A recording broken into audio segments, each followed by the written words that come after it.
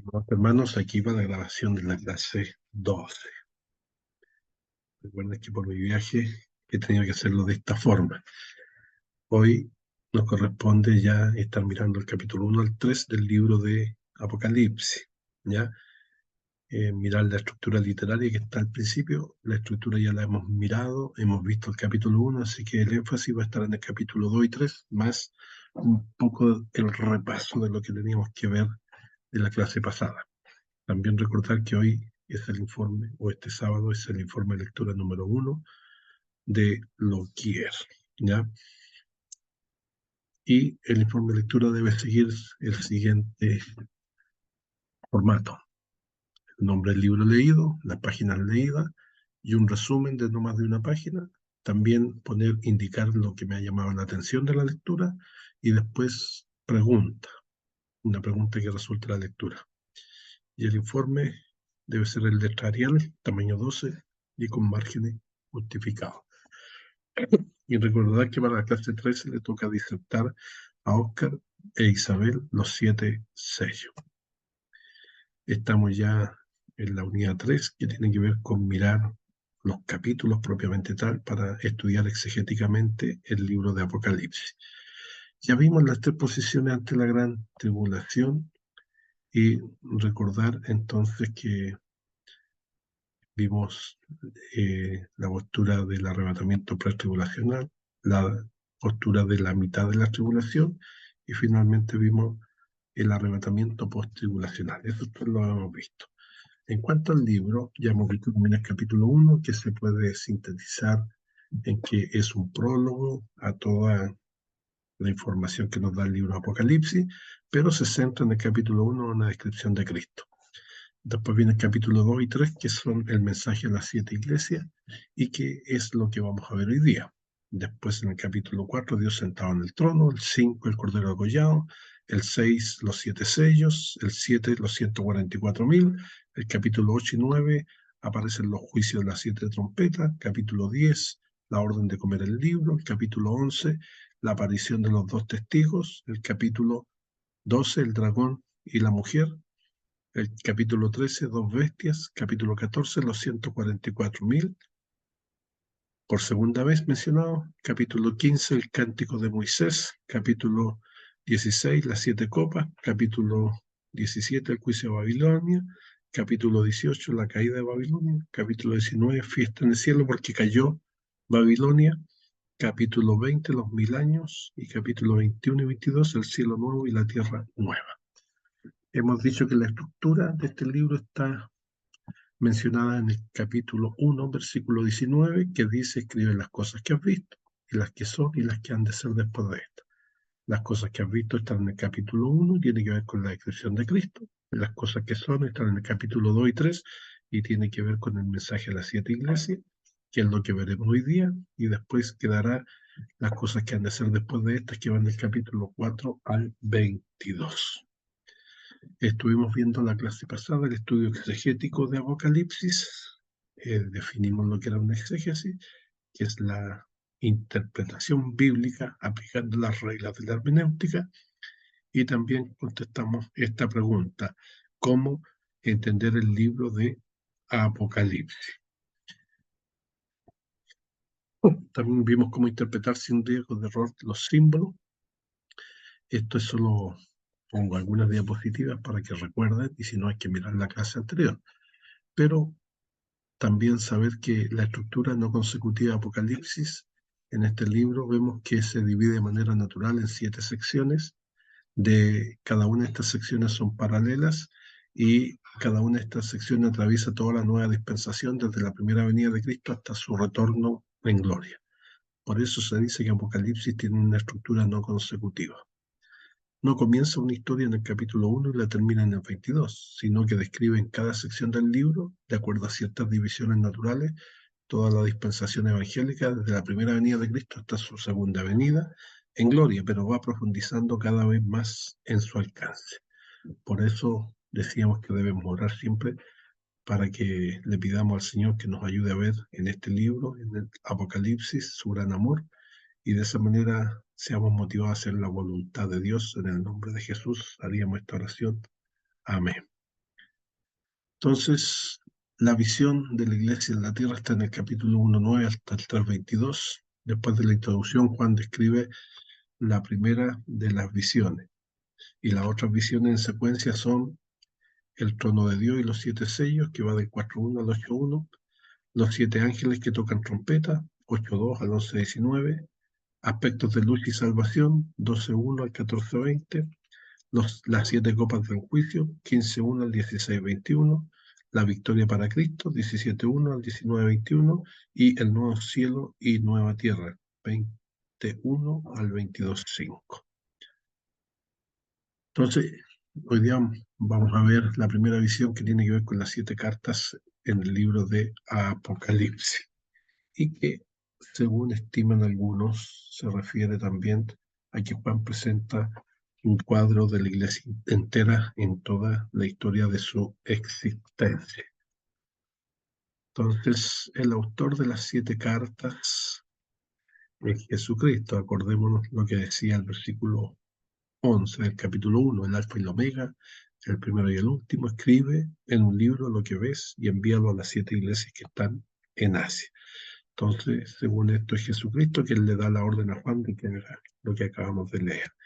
Y luego, en esta última porción del capítulo 1, nos comenta que en medio de los 7 candeleros había uno semejante al Hijo del Hombre, y en su diestra tiene 7 estrellas, ¿ya? Que es el simbolismo, y que nosotros en este caso vimos que el significado de este simbolismo está en el mismo capítulo, ya en el último versículo, el 20, que dice: las 7 estrellas son los ángeles de las 7 iglesias, y los 7 candeleros son las 7 iglesias. Y nos muestra cuán importante es que Jesús camine en medio de su iglesia. Entonces acá también nos habla de las iglesias que reciben su luz deben ser portadoras de luz. Si no lo hacen, Jesús les retirará su candelabro y dejarán de ser su iglesia. Eso está en el 2:5. Entonces ahora pasamos ya al capítulo 2 y 3, donde sale el mensaje de las 7 iglesias del Apocalipsis. Capítulo 2 tiene 29 versículos, capítulo 3 tiene 22 versículos. En total 51. En el 51 versículos vamos a ver el mensaje de las 7 iglesias. Y aquí está un poco con el número en el orden de aparición, que es por el lado izquierdo abajo, hacia arriba. Éfeso, 2 Esmirna, 3 Pérgamo, 4 Tiatira, 5 Sardis, 6 Filadelfia y 7 la Odisea. Y ahí están los candelabros y el que camina al medio. Entonces, las 7 iglesias del Apocalipsis. Cada iglesia presenta un periodo histórico, dice una de las interpretaciones del libro de Apocalipsis, la interpretación histórica, diferente de la iglesia, y tiene que ver con su condición espiritual.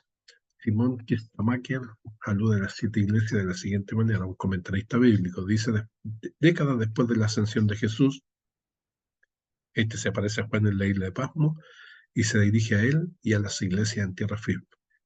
Ahí está la voz de Jesús, quien ya con aspecto glorificado habla a la iglesia del siglo I, pero también a la de los siglos siguientes. Los mensajes que transmite son alabanza y reproche, exhortación y promesa. Convienen a la iglesia a todo lugar o tiempo a lo largo de los siglos, porque el estribillo que le repite a su pueblo es que triunfen al ser fieles hasta el final. Entonces, cada una de estas 7 iglesias tiene 3 mensajes universales. A todas se les dice: yo conozco tus obras. También se les anima a que sean vencedores, porque dice: al que venciere, y se le harán ciertas promesas que ahí están mencionadas. Y finalmente, el último mensaje es el que dice lo siguiente: el que tiene oídos, oiga lo que el Espíritu dice a las iglesias. Entonces, esto no lo vamos a hacer porque no vamos a estar en grupo, no vamos a estar en directo, pero sería bueno a veces hacerlo. ¿Cuál es la descripción de Cristo que se hace en el mensaje de cada una de las iglesias? También lo que ha hecho bien la iglesia en cuestión es el elogio al que se hace alusión. Si es que sale, también si se menciona algo que ha hecho mal, o sea, el tirón de oreja o la censura, ¿cuál es la disciplina o qué les dice el Señor que deben hacer? y finalmente cuál es la promesa que se les hace. Ya todas tienen más o menos este esquema. Lo concreto es que no todas tienen elogio y no todas tienen una censura. Entonces ahí es donde a veces el cuadro no quedaría 100% completo. Entonces vamos viendo de una de estas iglesias. La primera iglesia es la de Éfeso. Éfeso significa deseable. Era una ciudad que en la época tenía más o menos 340.000 habitantes. Habían grandes minas de plata, grandes riquezas, pero también había prostitución sagrada porque estaba en esta ciudad el templo a Diana, la diosa del amor, ¿ya? Que, entre paréntesis, es una de las 7 maravillas del mundo antiguo. Ahí hay una especie de fotografía de cómo sería ese templo. ¿Cómo era su religión? Bueno, un desenfreno total en cuanto a las mujeres que eran prostitutas sagradas, mucho vino y muchas fiestas con canto. Esta representa, dice la opinión historicista, una iglesia pura, la iglesia que va desde los tiempos de la crucifixión de Jesús hasta la muerte del último discípulo. Entonces, esta sería la iglesia apostólica, más o menos del año 33 después de Cristo hasta el año 100. Esta época es la de la iglesia triunfante, en la que el evangelio prácticamente había alcanzado todos los rincones de la tierra. Hechos 5:14 dice: los que creían en el Señor aumentaban cada vez más, gran número así de hombres como de mujeres. Y veamos entonces qué se dice con respecto al mensaje a la iglesia de Éfeso. Y se escribe el ángel a la iglesia en Éfeso, el que tiene las 7 estrellas en su diestra, el que anda en medio de los 7 candeleros de oro, dice esto: yo conozco tus obras y tu arduo trabajo y paciencia, y que no puedes soportar a los malos. Ya los probado a los que se dicen ser apóstoles y no lo son, y los has hallado mentirosos. Y has sufrido, y has tenido paciencia, y has trabajado arduamente por amor de mi nombre, y no has desmayado. Pero tengo contra ti que has dejado tu primer amor. Recuerda, por tanto, de dónde has caído, y arrepiéntete, y haz las primeras obras, pues si no, vendré pronto a ti y quitaré tu candelero de su lugar, si no te hubieras arrepentido. Pero tienes esto, que aborreces las obras de los nicolaitas, los cuales yo también aborrezco. El que tiene oídos, oiga lo que el Espíritu dice a las iglesias. El que venciere le daré a comer del árbol de la vida, el cual está en medio del paraíso de Dios. Entonces, ¿qué vemos acá? Un elogio. ¿Cuál elogio? Conozco tu arduo trabajo y paciencia. En el siglo I los cristianos llegaron a ser unos 6 millones, según un historiador que se llama Gibbons. También se elogia que ha sido probado, ellos han probado a los que se dicen ser apóstoles y no lo son, ¿ya? Estos que son mentirosos. Y en cuanto a reproches, se les dice que han dejado el primer amor. En otras palabras, Éfeso era sana en doctrina y perseveró bajo la adversidad. Esto quiere decir que ni el mundo ni la persecución eran el problema. Sin embargo, habían perdido su primer amor por Cristo y también entre sí. Por lo tanto, se habían convertido casi en subcristianos. Juan, como lo pone en claro en su primera carta, considera el amor como la respuesta esencial al amor de Dios. Dice él en 1 Juan 4:19, nosotros le amamos a Él porque Él nos amó primero. Y después en 1 Juan 4:21 dice: el que ama a Dios, ame también a su hermano. Entonces, uno de los rasgos del testimonio de la iglesia era que sus miembros tenían que justamente amarse unos a otros. Juan 13:34-35. Pasamos a la segunda iglesia, la iglesia de Esmirna. Esmirna significa mirra. Está 35 millas al norte de Éfeso. Era una ciudad de 250.000 habitantes en la época. Aquí se producía goma olorosa para embalsamar a muertos. De allí toma su nombre, ya Esmirna. Y ahí tenemos más o menos cómo se envolvían los muertos en la época. Y para eso servía esta goma.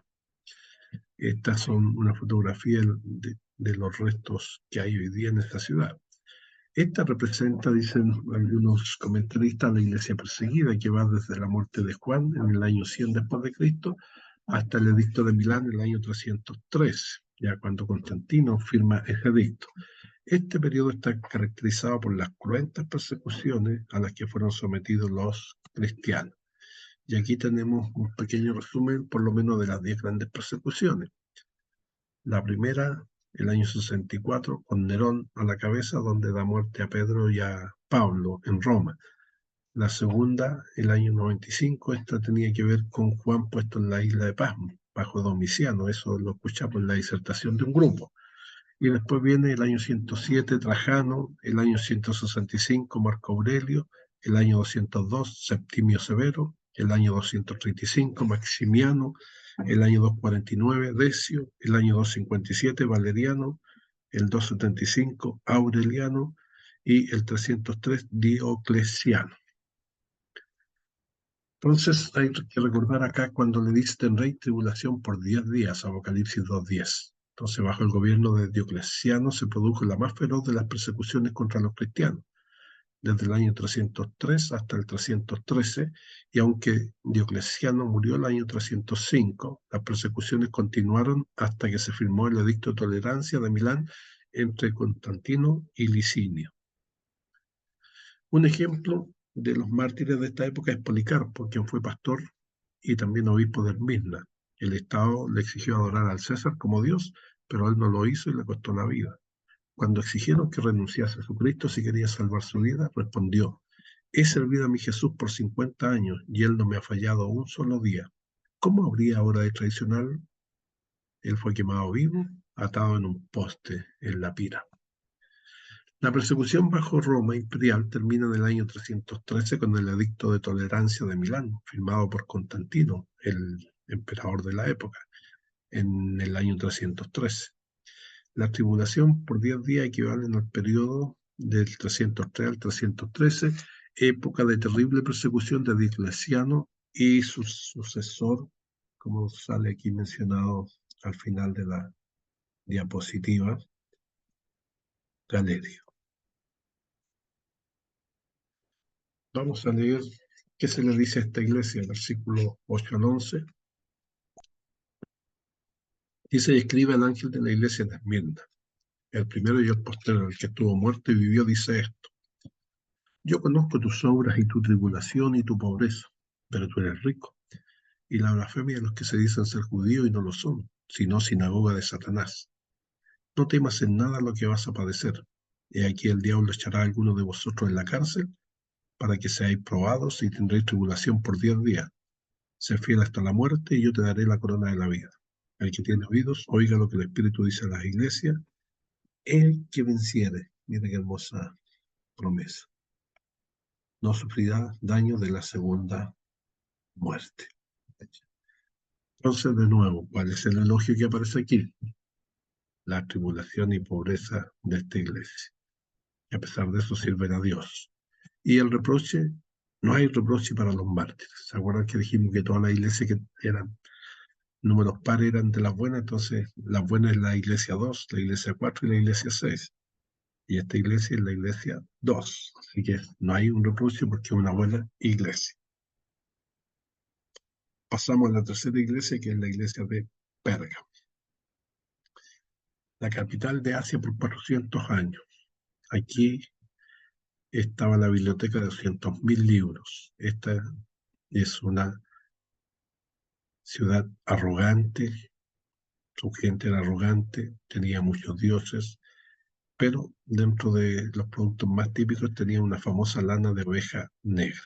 Aquí hay una foto de vestigios arqueológicos de este lugar, y también era famosa por Esculapio, quien era el dios de la medicina y la sanidad. También dentro de sus dioses estaba Zeus, quien tenía 300 pies de altura. Era un templo de 4 pisos sacrificados, donde se hacían sacrificios por las 24 horas. Y algunos piensan que representaba a la iglesia comprometida, que va desde el Edicto de Milán, 313 hasta el 538, cuando el poder papal llegó a ser total. En el año 311, el emperador Constantino se convierte al cristianismo, lo que favorece el final de la intolerancia religiosa, cuando en el año 313 se firma el Edicto de Tolerancia de Milán. Nosotros, escribe este edicto, los augustos Constantino y Licinio hemos juzgado dar a los cristianos lo mismo que a todos los demás, la libre facultad de profesar la religión que cada uno quisiere. Hemos creído que a nadie absolutamente debíamos negar la facultad de seguir las creencias de los cristianos o aquellas de la religión que les pareciera más conveniente para sí, en honor de la cual concedemos la libertad religiosa. Eso era el edicto de tolerancia de Milán. Aquí se ven cambios doctrinales. En este periodo de paz para la Iglesia cristiana es donde se introducen los cambios de las verdades esenciales de las Escrituras. Satanás, sin poder destruirla desde afuera, se introduce en ella. En la época de los conflictos doctrinales, de donde muchos concilios tratan los temas de la salvación, de la cristología, por ejemplo. Y bueno, nosotros reconocemos que la salvación por medio de Cristo fue reemplazada por los requerimientos de la iglesia dominante de la época. También se habla de la importancia de San Pedro como el primer papa para la Iglesia Católica y el Vaticano, pero una representación de algunos de los dioses de la época. Y hay que recordar aquí que la Biblia nos dice en Éxodo 24:5, no te harás imagen ni ninguna semejanza a lo que esté arriba en el cielo, ni abajo en la tierra, y en las aguas debajo de la tierra, no te inclinarás ante ellas, ni les rendirás culto. Acá dice el desarrollo de la doctrina cristiana. Ese es el nombre en inglés de un libro que está traducida esta porción. En su página 372 dice, nos ha dicho Eusebio que Constantino, a fin de recomendar la nueva religión a los paganos, introdujo a esta los ornamentos exteriores a los cuales había estado acostumbrado en la suya. Entonces algunos critican este tema porque Constantino permitió que ingresara gente que no fuera cristiana adentro de la iglesia solo para mantener sus puestos y sus privilegios. Veamos qué es lo que le dice a esta iglesia, versículo 12 al 17, capítulo 2, el mensaje a Pérgamo. Dice, y escribe al ángel de la iglesia en Pérgamo, el que tiene la espada aguda de 2 filos, dice esto: yo conozco tus obras y dónde moras, dónde está el trono de Satanás, pero retienes mi nombre y no has negado mi fe, ni aun en los días en que Antipas, mi testigo fiel, fue muerto entre vosotros, donde mora Satanás. Pero tengo unas pocas cosas contra ti, que tienes ahí a los que retienen la doctrina de Balaam, que enseñaba a Balac a poner tropiezo ante los hijos de Israel, a comer de cosas sacrificadas a los ídolos y a cometer fornicación. Y también tienes a los que retienen la doctrina de los nicolaitas, la que yo aborrezco. Por tanto, arrepiéntete, pues si no, vendré a ti pronto y pelearé contra ellos con la espada de mi boca. El que tiene oídos, oiga lo que el Espíritu dice a la iglesia. Al que venciere daré a comer del maná escondido y le daré una piedrecita blanca, y en la piedrecita escrito un nombre nuevo, el cual ninguno conoce, sino aquel que lo recibe.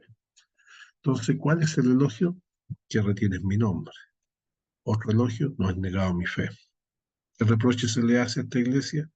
Que tiene a los que retienen la doctrina de Balaam y a los nicolaitas. Por lo tanto, el reproche continúa con un llamado a arrepentirse, arrepiéntase, ¿ya? Bien, vamos a la iglesia número 4, la iglesia de Tiatira. Tiatira está ubicada a 35 millas al sureste de Pérgamo. Era una ciudad de refugio, habían gremios en esa época, tenía el dios de esta ciudad que era Apolo, y los habitantes eran fabricantes de tela, como también la Biblia nos habla de Lidia, una mujer que se convirtió al Evangelio por la predicación de Pablo. Acá se representa la iglesia mártir, que va desde el poder total del Papa del 538 hasta la época de la Reforma, con las 95 tesis de Lutero. Otros le llaman también la iglesia medieval, ¿ya? Cuánto costaba ser creyente verdadero en tiempos en que la iglesia vivía un serio oscurantismo. La iglesia se une con el Estado desde el año 538, cuando Justiniano declara que el obispo romano es obispo de obispos, también sentador de doctrina y perseguidor de herejes. Aquí se crea también al final de este periodo el Santo Oficio de la Inquisición. Tiatira representa, por lo tanto, el periodo que va desde el siglo VI hasta el siglo XVI. Es la Edad Media. Jezabel, hija de un rey sidonio, adoradora de Baal, quien introdujo la idolatría y corrupción religiosa en Israel, es aquí un símbolo de una apostasía y corrupción religiosa abierta. La iglesia se paganiza.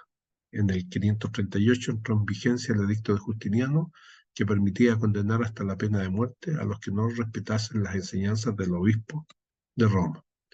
Así como con Constantino la religión cristiana llegó a ser la religión del emperador, con Justiniano llegó a ser la religión oficial del imperio. Muchas doctrinas paganas entraron en la iglesia en esta época, y los cristianos influenciados por dichas doctrinas persiguieron a esa pequeña minoría que se mantenía fiel a la Santa Biblia. ¿Qué dice este mensaje en Tiatira, capítulo 2, versículo 18 al 23?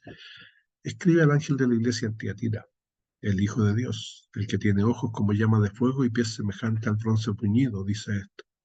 Yo conozco tus obras y amor y fe y servicio, y tu paciencia y que tus obras postreras son más que las primeras. Pero tengo unas pocas cosas contra ti, que toleras que esa mujer Jezabel, que se dice profetiza, enseñe y seduzca a mi sierva a fornicar y a cometer cosas sacrificadas a los ídolos. Y le he dado tiempo para que se arrepienta, pero no quiere arrepentirse de su fornicación. He aquí yo la arrojo en cama y en gran tribulación a los que con ella adulteran, si no se arrepienten de las obras de ella. Y a sus hijos heriré de muerte, y todas las iglesias sabrán que yo soy el que escudriña la mente y el corazón, y os daré a cada uno según vuestras obras. Y continúa hasta el versículo 29. Dice: para vosotros y a los demás que están en Tiatira, a cuantos no tienen esa doctrina y no han conocido lo que ellos llaman las profundidades de Satanás, yo os digo, no os impondré otra carga, pero los que tenéis, retenedlo hasta que yo venga. Al que venciere y guardare mis obras hasta el fin, yo le daré autoridad sobre las naciones, y las regirá con vara de hierro, y serán quebradas como vaso de alfarero, como yo también la he recibido de mi Padre.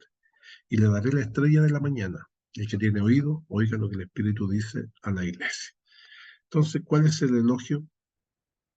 Tiene amor, fe y servicio y paciencia. También que no se le impondrá otra carga. Y el reproche es que tolera a Jezabel, quien seduce a la fornicación y también a la idolatría. Bien, pasamos a la iglesia número 5, la iglesia de Sardis. Sardis significa lo que queda. En esta ciudad se realizaba un culto a Cibeles, que es madre de los dioses. También carreras de obstáculos donde terminaban generalmente en orgías. Y muchos piensan que representa la iglesia reformada, que va desde la época de Martín Lutero, con sus 95 tesis, en el año 1517, hasta el Papa Pío VI, cuando expreso por Berthier, en 1798. Otros dicen hasta que llega el modernismo. ¿Ya? En este periodo se acuña el término protestante, cuando los príncipes firman un documento en el que protestan por una libertad religiosa para todos. Sardis corresponde a la iglesia en el siglo XVII y la primera parte del siglo XVIII, cuando la verdad bíblica comenzó a abrirse paso por medio de la predicación de los reformadores. Apocalipsis 3:2 profetiza la tragedia vivida por iglesias que, al fallecer sus fundadores, dejaron morir parte de las verdades descubiertas y predicadas por los reformadores. Veamos qué dice el mensaje a Sardis, capítulo 3, versículo 1 a 6, dice: escribe al ángel de la iglesia en Sardis, el que tiene los 7 espíritus de Dios y las 7 estrellas, dice esto: yo conozco tus obras, que tienen nombre de que vives y estás muerto. Sé vigilante y afirma las otras cosas que están para morir, porque no he hallado tus obras perfectas delante de Dios. Acuérdate pues de lo que has recibido y oído y guardado, y guárdalo, y arrepiéntete, pues si no velas, vendré sobre ti como ladrón y no sabrás a qué hora vendré sobre ti. Pero tienen unas pocas personas en Sardis que no han manchado sus vestiduras y andarán conmigo en vestiduras blancas, porque son dignas. El que venciere será vestido de vestidura blanca, y no borraré su nombre del libro de la vida, y confesaré su nombre delante de mi Padre y delante de sus ángeles. El que tiene oídos, oiga lo que el Espíritu dice a la iglesia. ¿Qué elogio aparece aquí? Que tienes unas pocas personas que no han manchado sus vestiduras. Se habla acá de un remanente fiel a Dios, y el reproche es que tienes un nombre de que vives y estás muerto. Pasamos a la iglesia número 6, la iglesia de Filadelfia. Esta iglesia estaba ubicada a 30 millas al sureste de Sardis, en la última ciudad del desierto, y su nombre significa amor fraternal. Esta representa la iglesia misionera que va del 1798 hasta el 1844. Ya, o hasta el 1900, que sería la fecha de la iglesia pentecostal. En este periodo la iglesia cristiana surge con gran poder y la predicación de la gran verdad bíblica de la segunda venida de nuestro Señor Jesucristo se produce en muchos lugares de la tierra en forma simultánea. Filadelfia quiere decir amor fraternal, representa la última parte del siglo XIX con el nacimiento de la expansión misionera y la organización de la sociedad bíblica. Comienza a estudiarse Daniel y Apocalipsis y surgen los mayores reavivamientos de la historia. Veamos cómo dice el texto bíblico este mensaje a Filadelfia. Aquí está en el capítulo 3, del 7 al 13. Dice: escribe al ángel de la iglesia en Filadelfia. Esto dice el santo, el verdadero, el que tiene la llave de David, el que abre y ninguno cierra, y cierra y ninguno abre. Yo conozco tus obras. He aquí he puesto delante de ti una puerta abierta, la cual nadie puede cerrar, porque aunque tienes poca fuerza, has guardado mi palabra y no has negado mi nombre. He aquí yo entrego de la sinagoga de Satanás a los que se dicen ser judíos y no lo son, sino que mienten. He aquí yo haré que vengan y se postren a tus pies y reconozcan que yo te he amado. Por cuanto has guardado la palabra de mi paciencia, yo también te guardaré de la hora de la prueba que ha de venir sobre el mundo entero, para probar a los que moran sobre la tierra. He aquí yo vengo pronto, retén lo que tienes, para que ninguno tome tu corona. Al que venciere, yo lo haré columna en el templo de mi Dios, y nunca más saldrá de allí, y escribiré sobre él el nombre de mi Dios y el nombre de la ciudad de mi Dios, la nueva Jerusalén, la cual desciende del cielo, de mi Dios, y mi nombre nuevo. El que tiene oídos, oiga lo que el Espíritu dice a las iglesias. Elogio encontramos aquí que aunque tienes poca fuerza, has guardado mi palabra, también que no has negado mi nombre. Y reproche, no hay reproche. Entonces, esta es una iglesia buena, ¿ya? Una iglesia número par, la número 6. Vamos a la última iglesia, la iglesia número 7, la de la Odisea. Cerca de Éfeso y Filadelfia está ubicada la Odisea, que es una ciudad más rica de Asia Menor en la época y tenía una gran cantidad de bancos. Aquí se desarrollaba el centro de moda, vestidos hechos de una tela muy cara de color blanco y negro, aguas termales con minerales al lavar la ropa, lo negro se hacía más negro y lo blanco más blanco en esa época, y además tenía centros médicos muy famosos por su colirio. Esta representa la iglesia al fin, que va de la época pentecostal hasta que Cristo regrese, ¿ya? A pesar de la triste condición de autosuficiencia y miseria espiritual de la Odisea, Dios sigue amándola, no tolera sus errores, pero lo dirige a los consejos más conmovedores, e incluso le hace el más tierno ofrecimiento: entrar en comunión íntima si le abrimos el corazón, en Apocalipsis 3:20. Veamos qué dice el mensaje de la Odisea, capítulos 3, 14 al 17. Después seguimos con el resto de la porción final. Dice: y escribe al ángel de la iglesia en la Odisea, y aquí el amén, el testigo fiel y verdadero, el principio de la creación de Dios, dice esto: yo conozco tus obras, que ni eres frío ni caliente. Ojalá fuese frío o caliente, pero por cuanto eres tibio y no frío ni caliente, te vomitaré de mi boca.